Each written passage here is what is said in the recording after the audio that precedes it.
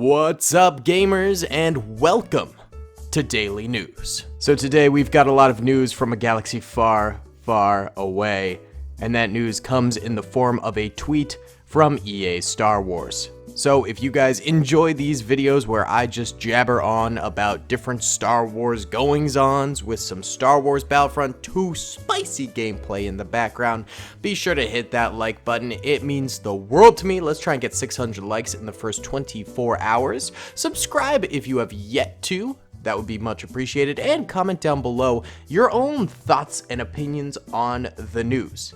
I'm not an actual news reporter. I get stories wrong all the time, and my credibility is just about shot. So with that being known, let's get going. So as we all know, EA Play is happening on July 22nd. It's going to be a live event where EA shows off gameplay of the games they're working on. They make announcements about games that they're working on. It's basically like E3, but specifically for the company EA. It's like a Nintendo Direct, if that helps. So naturally, with EA previously having the exclusivity rights to Star Wars, and I believe they still do for maybe another year or something like that. It's not for much longer. They lost the rights to it. However, they still hold it for the time being. With that being known, a lot of Star Wars fans are expecting some Star Wars announcements on July 22nd, especially since there was nothing announced during the entirety of E3 from EA, and also we really haven't gotten any new Star Wars content since Star Wars Squadrons came out, which, as many of you guys might know, in my opinion, is more of a side game than a mainline Star Wars game. It was a fun little adventure, but nothing I could really sink my teeth into. The last time we got something we could sink our teeth into was Jedi Fallen Order. So with that being known, it seemed natural for Star Wars fans to be really excited about EA Play coming out on July 22nd, since there hadn't been any Star Wars news for a very long time. You know, they're getting hyped. They're like, this has to be it. This has to be the time when they drop some spicy little tidbits for us here. But EA Star Wars came out and tweeted, "We won't be showing any new Star Wars games at EA Play Live on July 22nd. But all of us look forward to celebrating with you next year when we share our vision for the galaxy far, far away." So as you could imagine, Star Wars fans, being the heated individuals that they sometimes are, reacted very bombastically to this. There was a lot of pain out there in the galaxy for everyone's excited for new Star Wars games, and we're not getting any. I mean, this basically confirms that we're not going to be getting another Star Wars game that's serious, like a serious entry into the Star Wars franchise for at least another year, you know, and then after that, usually they announce something and then it's another year or two before it's actually released. So the EA exclusivity deal is gonna run out before the time they actually release another game. Hopefully other companies have been really busy at work making other Star Wars games so that they can drop it like right when the exclusivity deal goes out, because that would be awesome. Because it seems like EA is just going to neglect the franchise for the rest of the exclusivity deal. They're essentially just dropping the ball and saying, it's someone else's problem now. We don't really care. And I have to say that I am seriously disappointed by all of this. I am one who personally feels like EA has really mismanaged the entirety of the Star Wars franchise for video games. I know a lot of people, you know, will defend EA to a point. There's a lot of EA... Take two on that one. There's a lot of EA diehard fans out there who believe the company can do no wrong, which is, you know, hard to believe considering the fact that it's EA. You know, no one needs to white knight EA. They're already garbage. You know, there is no white knighting EA. You won't change the opinions of people who hate EA because they are abundant and well-formed opinions because of how terrible EA has been in the past. But, you know, there's still a lot of people who will just defend EA with just steadfast determination. But I am not one of those people. I really think EA has dropped the ball on Star Wars. If you think about it, in the past few years when they've had the exclusivity deal, how long has it been exactly? I'm gonna search. Okay, so a quick Google search tells me that the EA exclusivity deal was about a 10-year affair, which makes sense because I believe that's when George Lucas, right around that time, sold Star Wars to Disney, right? I think so, either way, it's been 10 years, or almost 10 years, and we have gotten Star Wars Battlefront EA, the first one, which I felt like was seriously lacking. It was forgivable because it was their first shot at doing something Star Wars, but it was seriously lacking. I mean, if you think about it, it only had the Empire and the Rebellion. It was really mismanaged. Now it's just fallen to the wayside. There's hackers galore in it. There was barely any content to call that a $60 game. I would have been perfectly content with that being a $30 game, but charging $60 for like half of a game was really, really disappointing. So that's their first entry. It's forgivable. It is the first entry after all. But then their second entry into Star Wars was Star Wars Battlefront 2. Now, if you were old enough, I think you can remember the debacle that was Star Wars Battlefront 2. I see a lot of Star Wars Battlefront 2 defenders out there, and I agree with them now. Star Wars Battlefront 2 transformed into a wonderful game, but you have to remember, at first, it was extremely manipulative by EA. Their microtransactions were some of the worst that you could ever see. You had to pay to be good at the game, which is, in my opinion, the absolute worst type of microtransaction out there. And they were extremely expensive, and it was completely pay to win. It was bull. Let's be completely honest here.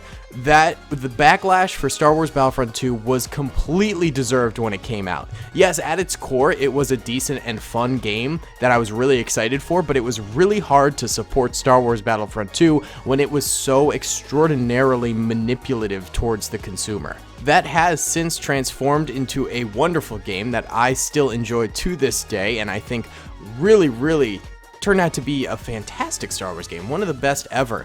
But you have to remember that they really dropped the ball for the first year or so on that game, and then it completely died out. No one was playing it until they finally started to do non-manipulative DLC packs afterwards. So there you go. They were basically 2 for 2 on, bad Star Wars experiences.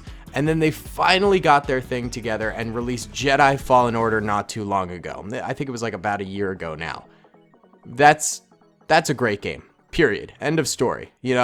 I do have some criticisms. It's not a perfect 10 out of 10. There's a little too much parkour and puzzles for me, but that's a personal preference. But other than that, it is a good game. And then they released Squadrons, which I think is a very good game, but it's way too niche for the totality of the Star Wars community. Very few people actually still play it now, considering that just not that many people are into, dogfighting Star Wars games, myself included. I think it is a good, well-made game. It's small, but they priced it at a good point because of that. And yeah, it's very, very niche. So they've released 4 games. 4 games, and I'm pretty sure I'm not forgetting any of them, in 10 years' time.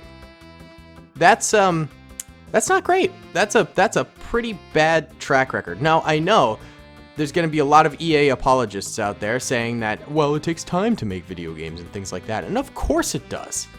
But EA is a massive studio. Huge, one of the biggest in the world. Their profit margins are enormous because of their manipulative ways. They could easily afford to put more resources into the Star Wars IP, but they choose not to. They really have neglected the franchise, and I know a lot of people will disagree with this, but I just think it's the blatant truth that they have neglected this franchise, and they are going to continue to until they lose the exclusivity deals, and then, finally we'll be free. I would rather have a very polished game than a really rushed game. The old Miyamoto saying that everyone repeats is completely true. What is it? It's a good game is forever good, but a rushed game is forever bad, or something like that. Well, it's completely true, and I would much rather have a game that they take their time on. However, when it's pretty blatant that they haven't spent, nearly 1/8 of their resources on the Star Wars IP, I just think it's neglect. And I think, it's great that they are working on games, but they're really pacing themselves massively, and with such a big studio, they could be working on more than just one game at a time, and I really do think EA neglected things here. So either way, we're going to read some of the comments from this tweet. One person said, "This is why you lost exclusivity license," which is probably true.